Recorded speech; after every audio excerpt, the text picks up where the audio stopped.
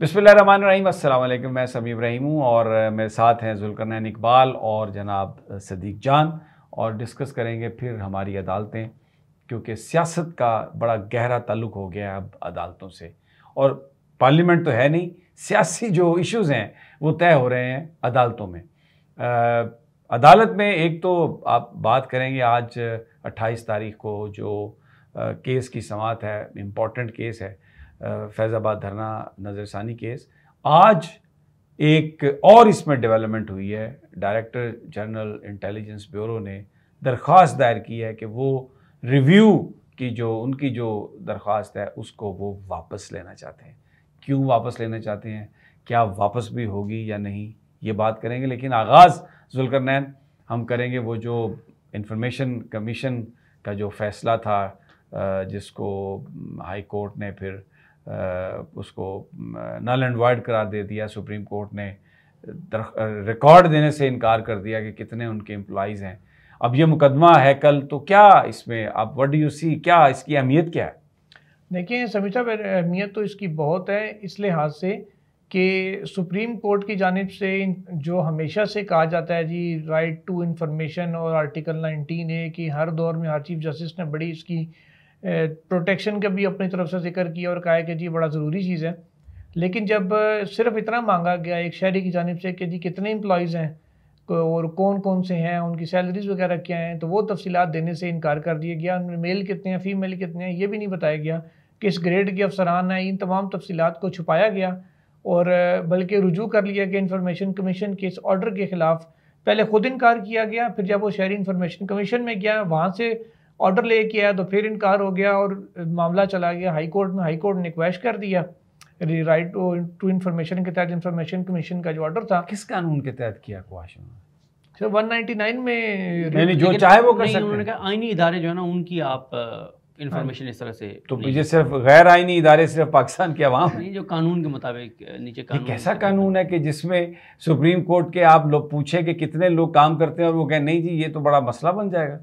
अब यही मामला, इसी किस्म की जो रेड टेप्स थी उनका हमेशा से जो काजी फायजीसा साहब चीफ जस्टिस हैं वो इन चीज़ों के ख़िलाफ़ रहे हैं और वो हमेशा ट्रांसपेरेंसी की बात करते हैं। उन्होंने अपने और अपनी अहलिया के एसेट्स को भी पब्लिक कर दिया था, वेबसाइट पर डाल दिया था और उन्होंने कहा था कि मैं चाहता हूँ कि बाकी जजेस भी ऐसा करें।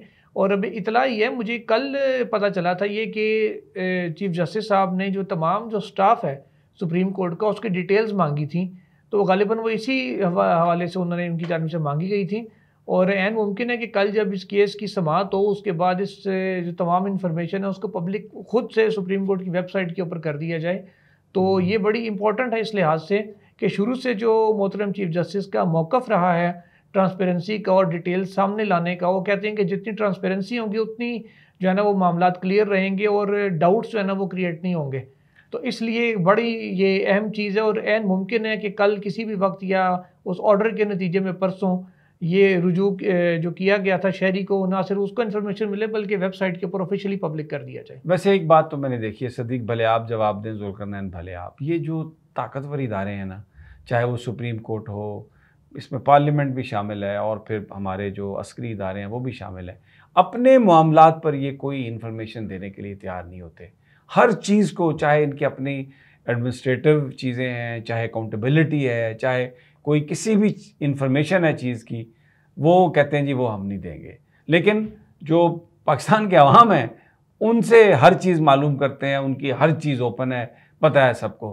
तो बहरहाल लेट्स सी कि अब देख क्या होता है कल। तो जनाब सदीक जान साहब, आईबी वाले तो आ गए हैं आज लड़कते लड़कते। उन्होंने कहा जी हम तो अपनी पिटीशन वापस लेते हैं, नज़रसानी की जो हमारी दरख्वास्त है वो हमें वो वापस कर दें। लेकिन मुझे याद है जुल्करनैन ने जब हमने 3-4 दिन पहले प्रोग्राम किया था तो उसमें ये बात कही थी कि इनको ये लगता है कि ये सारे के सारे इदारे जो हैं जिन्होंने रिव्यू की पिटीशन की है ये वापस ले लेंगे। देखें समी साहब, मेरा ख्याल है कि ये 48 घंटे पहले एक बड़ी पेशरफ्त हुई है फैज़ाबाद धरना केस में कि जो आईबी है उसने रिव्यू वापस लेने के लिए दरख्वास्त जमा करा दी है। लेकिन मेरा ये ख्याल है कि जो मैटर करती है ना वो वजारत दिफा जो है उसकी जो रिव्यू है वो मैटर करता है, क्योंकि ज़ाहिर है मेन जो काजी फाइज़ साहब कहते हैं कि उनके इस फैसले से जो अस्करी इदारे हैं वो उनके ख़िलाफ़ हुए और फिर उनके ख़िलाफ़ रेफरेंस आया उनका जो रिव्यू है ना वो मैटर करता है कि वो वापस होता है, वो वापस लेते हैं नहीं लेते हैं, उनके लिए इतना आसान नहीं होगा ये फ़ैसला करना। उसकी रीज़न ये है ना कि अगर ये जजमेंट मौजूद रहती है तो उस जजमेंट में ये है कि हमारे जो मिलिट्री जो इदारे हैं वो जो है आइन के ख़िलाफ़ कुछ चीज़ें कर रहे हैं, वो अपने हदूद से तजावुज़ कर रहे हैं, उनको अपने हदूद में काम करना होगा। फिर बहुत सी ऐसी उसमें ऑब्जर्वेशंस हैं कि जिस तरह से उनका धरने में किरदार था, पैसे तकसीम करने में जो उनका किरदार था, फिर जो ISPR का किरदार है, बहुत सारी चीज़ें ऐसी हैं। नहीं, लेकिन फिर अगर ये रिव्यू पिटिशंस वापस हो जाती हैं तो फिर तो उस फैसले को फाइनलिटी आ गई, तो फिर एक्शन कैसे होगा? देखें सभी से ये एक बड़ा टेक्निकल पॉइंट है, ये देखने वालों के लिए एक चीज़ बता दें कि देखें जब भी सुप्रीम कोर्ट का कोई फ़ैसला होता है या किसी हाई कोर्ट का फ़ैसला होता है, जब तक उस फैसले के ऊपर आप या तो सुप्रीम कोर्ट का फ़ैसला है तो उसके ऊपर रिव्यू में आप जाएंगे, हाई कोर्ट का फ़ैसला है तो उसके ऊपर आप अपील में सुप्रीम कोर्ट आएंगे। जब तक किसी फोरम के फ़ैसले को उसके ऊपर वाला फोरम या वही फोरम अपने फ़ैसले को मुअत्तल ना कर दे, तो ये कोई जस्टिफिकेशन नहीं है कि क्योंकि हमने रिव्यू डाल रखा है तो इसलिए अब अमल दरामद नहीं करेंगे। ये बिल्कुल ऐसा नहीं है। सुप्रीम कोर्ट बिल्कुल ये बात उनसे पूछ सकती है, सुप्रीम कोर्ट बिल्कुल ये बात इम्कान यही है कि पूछेगी कि भाई हमने एक जजमेंट दी थी 2019 में। किनसे पूछेगी? जो अटॉर्नी जनरल से। नहीं, लेकिन ये तो अभी केयर टेकर हैं, ये तो अभी आए हैं। देखिए केयर टेकर हूँ, मुंतखब हुकूमत हो, हुकूमत होती है, डिग्री होती है, सुप्रीम कोर्ट के ऑर्डर्स को इम्प्लीमेंट करवाने की बात कर रहा हूँ, ठीक है। हाँ, बाकी उनके इख्तियारात निगरान सेटअप के महदूद हुआ करते हैं, लेकिन ये जो निगरान सेटअप है ये तो मुंतखब हुकूमतों से भी ज़्यादा ताकतवर है। तो मसला ये है कि उसमें डायरेक्ट भी वजारत दिफा के ज़रिए इदारों को कहा गया था, ऐसा नहीं है कि वो सिर्फ हुकूमत को था कि आप नहीं, ऐसा नहीं है, इदारों के सरबराहान को कहा गया था। इदारों के सरबराहान तो जाहिर है वो तो उतने ही ताकतवर हैं जितने पहले ताकतवर थे। अच्छा, तो उनको कहा गया था कि आप अब अगर सुप्रीम कोर्ट ये रिपोर्ट मांग लेती है कि आपने क्या किया है, क्योंकि मैं समी साहब माजरत के साथ बात लंबी हो गई है, लेकिन मैं यहाँ पर हवाला देना चाहूँगा मुशाहिद हुसैन सैयद साहब के बयान का। मुशाहिद हुसैन सैयद साहब और मोहम्मद मालिक साहब दोनों के बयान का हवाला दे देता हूँ। मोहम्मद मालिक साहब ने जो डॉन टीवी पे इंटरव्यू दिया नादिर गुरमानी साहब को, उसमें उन्होंने बड़ी तफसील के साथ ये बात की है। उन्होंने कहा है कि हमारे जो मिलिट्री इंस्टीट्यूशंस हैं वो कभी भी ये नहीं चाहते कि कोई बाहर से आके उनके इदारे के लोगों का एहतसाब करे या कोई बाहर से उनको डिक्टेट करे या बाहर से उनको कहे कि तुम अपने इन बंदों का एहतसाब करो। उनका अपना एक इंटरनल सिस्टम है, वो उसके मुताबिक करता है, और उसके लिए उन्होंने मिसालें दी कि देखिए जनरल परवेज़ मुशर्रफ साहब उनका क्या कर लिया एहतसाब, वही नवाज शरीफ जो बल्कि मैं किसको सुन रहा था, किसी और ने बताया कि 2013 में जब मियाँ नवाज शरीफ वज़ीर-ए-आज़म मुंतखब हुए, शायद नुसरत जावेद साहब ने कहा कि मियाँ नवाज शरीफ ने वज़ीर-ए-आज़म बनने के बाद जो इंटरनेशनल मीडिया के साथ पहली ब्रीफिंग की थी उसमें मियाँ नवाज शरीफ ने ये कहा था कि मैं जो है वो करूँगा, कारगिल के ऊपर एक कमीशन बनाऊँगा, प्लस वो ये बातें करते थे कि मुशर्रफ का एहतसाब करूँगा। फिर उसी मुस्लिम लीग नून ने महफूज रास्ता दिया मुशर्रफ साहब को। फिर अभी देख लें PDM की हुकूमत थी जब मुशर्रफ साहब को पूरे एजाज़ के साथ जो है वो दफन किया गया। तो मियाँ नवाज शरीफ ने नाम उनका ECL से निकाला था। वो झूठ बोलते हैं कि सुप्रीम कोर्ट के कहने पर निकाला गया था, नहीं, सुप्रीम कोर्ट ने कहा था हुकूमत फैसला करे, हुकूमती इदारा, और उन्होंने फैसला किया। लिहाजा समी साहब असल मैटर करता है वजारत दिफा का रिव्यू, और साथ ये भी देखना होगा, जुल्करनैन से ये बात पूछ लें, पहले भी हमने ये डिस्कस किया था, दोबारा कर लेते हैं कि अगर कोई रिव्यू में आ कहता है कि मैं विड्रॉ कर रहा हूँ, तो क्या सुप्रीम कोर्ट कहती है कि आप ठीक है विड्रॉ कर रहे हैं तो आप वापस ले लें? इस पर जुल्करनैन अपनी राय देते हैं, फिर मैं अपनी राय दूंगा। जी जुल्करनैन, पहले आप बिल्कुल विड्रॉल के ऊपर जो खासकर रिव्यू है, रिव्यू के विड्रॉल के ऊपर कोई इतराज़ नहीं होता। सुप्रीम कोर्ट ने अभी तक प्रैक्टिस यही है कि वो रिव्यू को विड्रॉ करने देती है, क्योंकि जब कोर्ट के अपने फैसले को आप मान लेते हैं और कहते हैं जी ठीक है हम रिव्यू अपना वापस ले रहे हैं, फिर मामला इम्प्लीमेंटेशन की तरफ आता है। जो असल चीज़ है, जो सारा पॉइंट है इस मामले में, वो इम्प्लीमेंटेशन का है, जिसके ऊपर जो चीफ जस्टिस ऑफ पाकिस्तान है वो बड़े संजीदा नज़र आ रहे हैं, और बग़ैर यही लग रहा है कि इम्प्लीमेंटेशन के ऊपर अब बात जाएगी। अच्छा, एक और भी इसमें डेवलपमेंट ये है कि शेख रशीद अहमद जिन्होंने एक रिव्यू फाइल किया था इसमें, जो इस वक्त मतलब उनके वकील थे, मिसिंग पर्सन है, उनके वकील अमानुल्लाह कनरानी की जानिब से दरखास्त एक आज दी गई है सुप्रीम कोर्ट में, और कहा गया कि वो क्योंकि अब केयर टेकर मिनिस्टर बन गए हैं तो लिहाजा वो तो अपीयर हो नहीं सकते बतौर मिनिस्टर सुप्रीम कोर्ट में, और जो उनके एडवोकेट ऑन रिकॉर्ड हैं उनका शेख रशीद से रब्ता भी नहीं हो पाया, क्योंकि Sheikh Rashid is behind the bars जो लिखा हुआ है पटिशन के अंदर। इसलिए साहब रुक जाए यहाँ पे, मतलब शेख रशीद साहब के जो वकील हैं अमानुल्लाह कनरानी साहब जो वज़ीर भी बन गए हैं, वो तो चलें देखें ना, पहले तो ये देख लेना कि अमानुल्लाह कनरानी साहब को ये तो दाद दें कि जब तहरीक इंसाफ इक़्तिदार में थी तो वो शेख रशीद साहब के मतलब वकील बन गए जब रिव्यू जारी आया, और अब जब तहरीक इंसाफ कहीं और खड़ी है तो अमानुल्लाह करनानी साहब इमरान खान के खिलाफ FIR कराने वाले वो जो अब्दुल रज़ाक शर हैं वकील, जिनका उनके बेटे के वो वकील हैं, तो फिर वो इमरान खान की वकालत करते करते फिर वो निगरान सेटअप में भी मतलब वजीर लग गए। लेकिन मैं आपसे इंपॉर्टेंट बात ये पूछना चाहता हूँ जुल्करनैन साहब कि आप ये कह रहे हैं कि उसमें ये लिखा हुआ है कि Sheikh Rashid behind the bar हैं। जी, ये कहाँ से ये खबर आई? बिहाइंड द बार कहाँ पे है? कहाँ पे है बिहाइंड द बार? अभी तो बार का पता ही नहीं वो कौन सी जगह पे बार लगी। क्योंकि करनानी साहब is wearing 2 hats, not only of as a lawyer but also as a caretaker minister. तो मैं भी उनके पास इन्फॉर्मेशन आज जो मुझे हमें तो नहीं पता कि वो कौन सी आज लाहौर हाई कोर्ट ने RPO पिंडी को कहा है कि 2 अक्टूबर तक शेख रशीद को पेश करो, वगरना मैं तुम्हारे खिलाफ कार्रवाई करूंगा।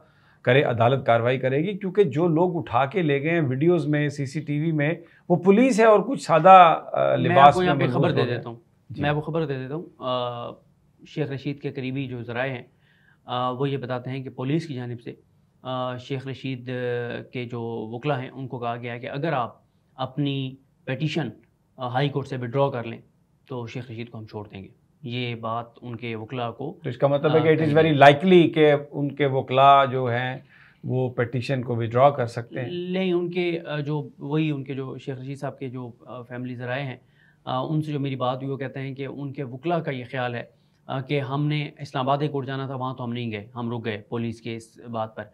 लेकिन वो कहते हैं कि अगर हम यहाँ से विड्रॉ कर लेते हैं लाहौर हाई कोर्ट से, रावलपिंडी बेंच से, और शेख रशीद फिर भी नहीं आते, तो फिर हमें बताया ना कि फिर हम जो दोबारा अदालत जाएंगे तो अदालत हमारे मुंह पे उठा के मारेगी, रेमेडीलेस हो जाएंगे कि आप मतलब आप ये खुद ही विड्रॉ किया। और दूसरा ये है कि मैं जुल्करनैन साहब से इख्तलाफ करता हूँ कि जो ये कह रहे हैं कि वो विड्रॉ की दरखास्त दिए तो विड्रॉ हो जाएगा, मुझे इतना आसान ये नहीं लगता।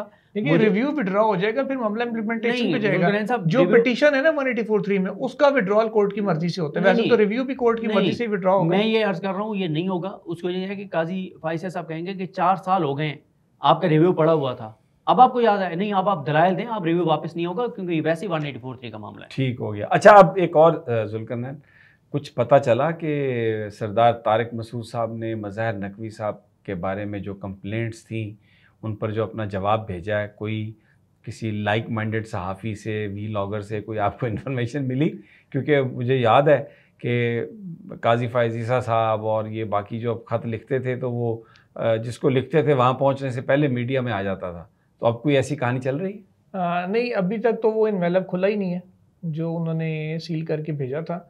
तो एक और चीज़ अलबत्ता पता चली है कि जो मेंबर सिंध हैं इलेक्शन कमीशन के निसार दुरानी साहब, उनके खिलाफ आपको याद होगा फैसल वावडा ने जब वो PTI का हिस्सा थे तो एक रेफरेंस जमा करवाया था, शिकायत दायर की थी उसमें सुप्रीम जुडिशल काउंसिल में, तो उसके ऊपर भी आज ओपिनियन सरदार तारिक साहब की जानिब से भिजवा दिया गया।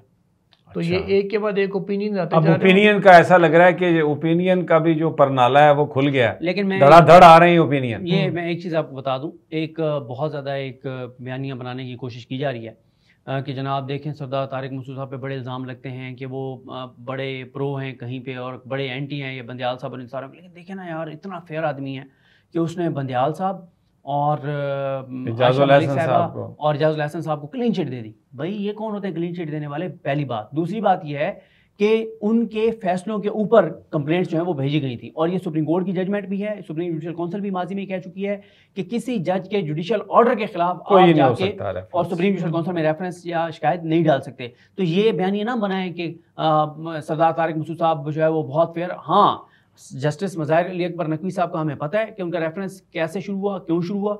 अगर यहाँ पे वो कहते हैं कि नहीं बनता तो उस दिन मैं एतराफ़ करूँगा कि बिल्कुल उन्होंने फेयर ओपिनियन दिया। अच्छा, अब एक ज़रा थोड़ा सा पॉलिटिक्स की तरफ आते हैं, अदालतों का ही अदालती आखिरी सवाल एक आपसे। जी जी।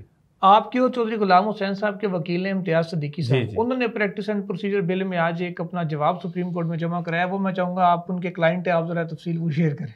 नहीं, वो तो बड़ा हम तो ये समझते हैं कि ये आइन के मुतसादम है ये जो बिल है, और अदलिया की आज़ादी पर एक बहुत बड़ा यानी अटैक है कि पार्लियामेंट जो है वो डिक्टेट करे कि किस तरीके से बेंच बनना है।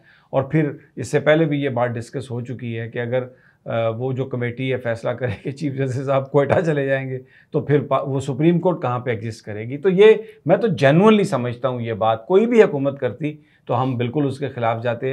एज ए सहाफ़ी मैंने तो ये बड़ा सोच समझ कर। एज ए सहाफ़ी आपको कौन सा राइट इसमें जो है वो उसको इन्फ्रिंज हो रहा था जिस पे हाँ, आप गए हैं। कौन सा आपका हक मुतासिर हुआ है कि आप जिस तरह जुडिशरी जो है आज़ाद अदलिया के फ़ैसले मुझे भी अफेक्ट करते हैं, पाकिस्तान के शहरियों को भी अफेक्ट करते हैं। अगर उसकी आज़ादी कहीं पर भी मुतासर हो रही है, उस पर कोई कदगन लग रही है, तो ये मेरा फंडामेंटल राइट है। अगर काजी फाइज़ साहब एक बेंच बनाएंगे तो आपके मुताबिक वो तो है अदलिया की आज़ादी, लेकिन अगर काजी फाइज़ ईसा साहब, सरदार तारिक मसूद साहब और इजाज़ुल एहसन साहब मिलकर को बेंच बनाएंगे तो वो अदलिया पे हमला हो जाएगा। नहीं, ये शख्सियात की बात नहीं है, ये office of the chief justice की पावर की बात है।